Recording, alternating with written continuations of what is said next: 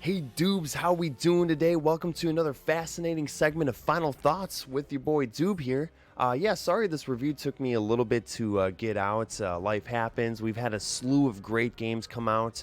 But yeah, I'm so excited to finally talk about this very extremely stellar experience by Square Enix. It's been a long time coming, and this game definitely feels like a game made for not only the old fans, but a revamp and a retelling for new fans to really jump into the action, especially for players like me who are not traditionally a Final Fantasy guy. Just a little backstory about my history. I played Final Fantasy 15, actually fell in love with it and platinumed the game. I thought the presentation was great, and the story was kind of there, but really it's just about the presentation with the character models and the classic RPG role-playing action, and that has been perfectly implemented in this title, Final Fantasy VII Remake. And so yeah, this is a little disclaimer.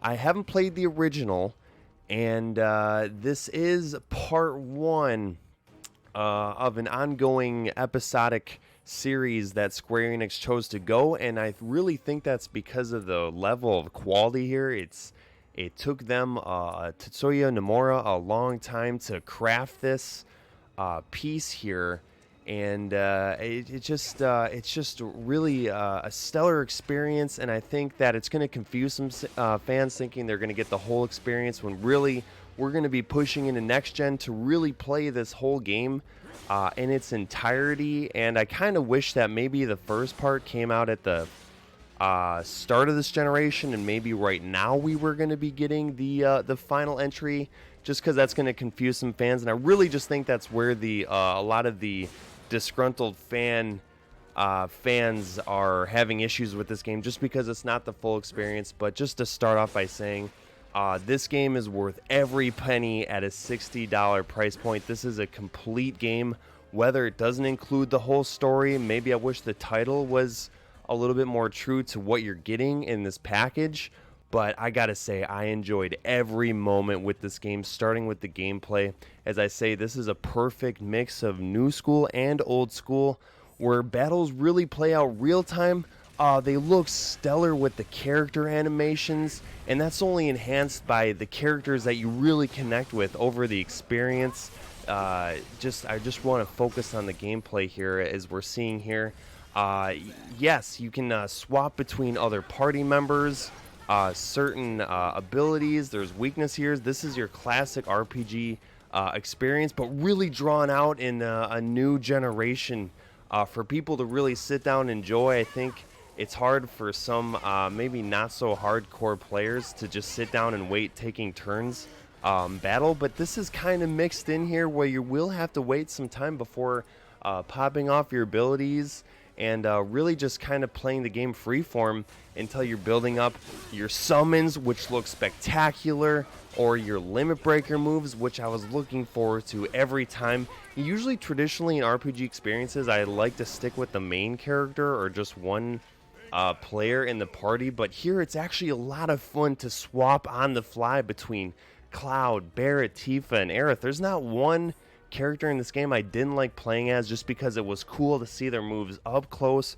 personal, and rendered very beautifully and artistically. I've always had a fascination with Final Fantasy because it is a very true fantasy-like experience where there's here you can see there's modern day and technical and geary aspects, but really the game shines when you see the mythical beast and the creature, and really the fantasy aspects, and all the cool glitter flying across the screen. It's a spectacle to behold, and it's great to see this here in real time. And I've been playing on PS4 Pro, and it is enhanced in the HDR, and just the characters' faces and models. You can see the polygons and like the irises of the character's face, and that's really what makes these characters stand out, is Square Enix taking the long, hard road of really rendering these characters with believable emotions. I think that's really important when you're trying to tell a story, and story-wise, you get kind of lost in And some of the dialogue, there's really good moments where the characters are just talking and hanging out, and those stand out really well. But the characters are just kind of going from A to B. A new situation happens, and it kind of feels Uncharted in that way, where the characters are just reacting, and the next thing happens.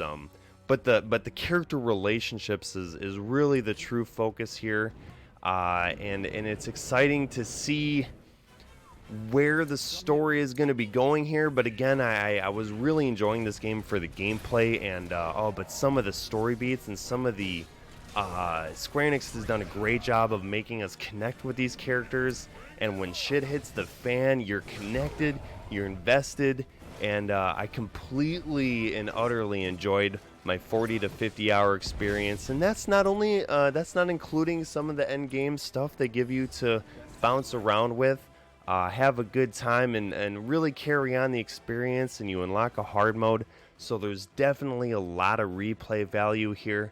The game really opens up when you get to play the side missions, and really kind of have some more Yakuza-like fun with the characters and the side characters and the side dialogue. And it's great that all the dialogue here is fully voice acted.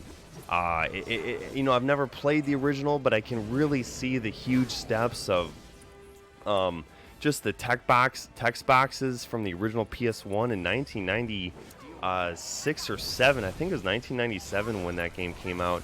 But there's a full realization here, and seeing Midgar, I guess that was a huge focus, and Midgar is really its own character in classic Final Fantasy fashion. You get to see a lot of the people and the townsfolk, especially they've kind of implemented that a lot more in recent titles, but this one fans have been asking for this game for a long time, even seeing tech demos for the PS3 until we finally got this reveal in 2015.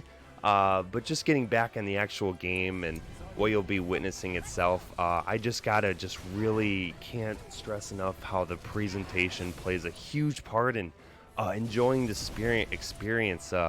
You'll have an okay time and a lot of fun just fighting regular enemies, but the battle system really ramps up when you're fighting a big baddie like you're seeing here. Controlling your characters, make sure you're implementing spells, because even on normal, you'll definitely have some challenge here. But once you get used to the combat, you'll get better and better. You'll start to learn how to exploit enemies' weaknesses. And I think that only adds the tension when you're really attached to these characters, and that just really makes the battle. And let's not forget the super badass, super amazing soundtrack. Again, I've heard Final Fantasy music for years, and we all know the dun dun dun dun dun dun dun dun dun. But when these things are playing out in a more fast-paced, modernized action, oh my god, the music just gets you into it even more. You can see that my stream started out with just the beautiful whimsical melodies of the opening screen.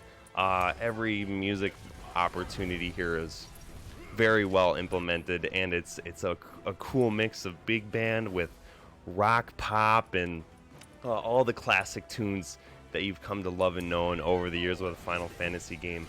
Sure, I think, again, kind of like how Resident Evil is, I think you'll get a different experience this game if you've played the original versus not playing the original. And for me, I kind of appreciated going in with this super fresh experience where I didn't have to think about things I missed. But I'm super curious now how the events played out in the original, and I can't wait to go back and play it, and waiting for the next part or the next series of whenever this next entry for the series is going to come out. I'm kind of really curious of what they're going to call it here.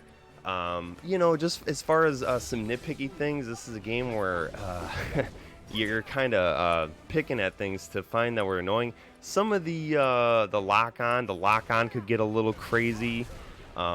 And the camera's kind of flipping around a lot because you're switching between characters and different enemies. So maybe they can tweak that a little bit going forward. And really the only reason I was disgruntled is because I love seeing the action, and some moments are really key when you're trying to take down the baddie, and fighting with the camera is is not appreciated, but again, just a very slight flaw in an otherwise very well crafted, very meticulously detailed fighting uh, mechanic and system here. It all plays, especially when you can hit your X button and slow down and really pick out your moves, but they also give you other cool mechanics where you can just summon and cast your spells on the fly without the slowdown. But it's cool. It doesn't stop the whole action right away. You can see it play out in slow motion, and it's a real good way to just really kind of see all the things happening in motion, especially when you're fighting that next big boss or that next big enemy. And the game only ramps up more and more and more. This isn't a game where it starts off big. This game does start off big and then kind of takes it down a little bit. But as you continue through your journey, you'll really be fighting some cool foes. The side missions. It's kind of interesting how they work the chapter system. I guess there's just a little thing for me where, since it's not an open world, you're kind of playing a chapter system. It's just a little middling when you want to maybe go back and do some stuff, and you can't really until you beat the whole game. So it's nice that they give you the option for the chapter select, but I guess I just have this weird thing in my head where I'm playing an RPG. I feel like I should maybe roam the whole game as freely as I can, especially when you're leveling up your characters and maybe you miss a weapon. It's just kind of a drag when you're missing stuff, when you're so involved in such a very awesome experience to just make sure your characters are leveled up and that you don't kind of hit a wall where you have to grind a lot. But I didn't feel that here at all, where you have to grind. The whole game kind of progresses at its own pace, and only really died frantically a couple times, but it was my fault. And it's kind of like Dark Souls, where if you take a step back, realize what you're doing wrong, making sure that you're exploiting the weaknesses of the enemy as the game is intended, you'll find a much more smoother experience, and you'll get better, especially switching your characters. And yeah, they do give you an easy mode, so you can definitely play this game just for the story and the spectacle at all. But I think once you beat the game, you'll definitely want to go back for a hard mode and play with some different features there, and getting more and better experience, and really playing the free battle mode, because just playing this game is really fun. I've never traditionally been an RPG guy, but getting more in touch with my inner gamer, I've really grown to expand my repertoire and my real true appreciation for these awesome games. I remember renting Final Fantasy VII back in the day and not really getting into it, but now that I'm older and wiser, I'm so glad that I can come back and play these amazing titles for a new generation, for someone like me that can finally get into this Final Fantasy realm. Although I did play 15, I feel like this is definitely the Final Fantasy we've been waiting for a long time. I know there's Final Fantasy 12 Shadowbringers, and that game has gotten better over the years that it's been out, and we all know the disaster that was 13, and they even did 13 too. But I feel like I've finally just found the Final Fantasy I can appreciate and talk 100% without a doubt. Full recommendation on this great title. And again, there was just some nitpicky things, and I guess I wish maybe they planned this game out a little bit better, but it's only because they polished this game to a mirror sheen. And yeah, Doobs and Dubettes, I know we've been giving out a lot of high scores, but it's only because these games have been really good.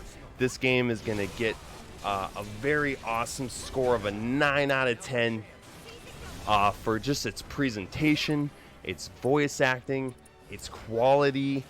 This is a game that really does need to be experienced. Just given a few maybe flaws of trying to navigate some of the map, but otherwise you'll be fully invested in all these characters brought back in a very cool way. I'm going to be looking up all these voice actors. Definitely going to go be back and checking out the original until the next one comes out, because it really does leave it open for the next chapter and whatever comes next, and I can't wait for it. So thank you, Doobs, for joining me on this final thoughts of Final Fantasy VII, and as always, we'll be right back.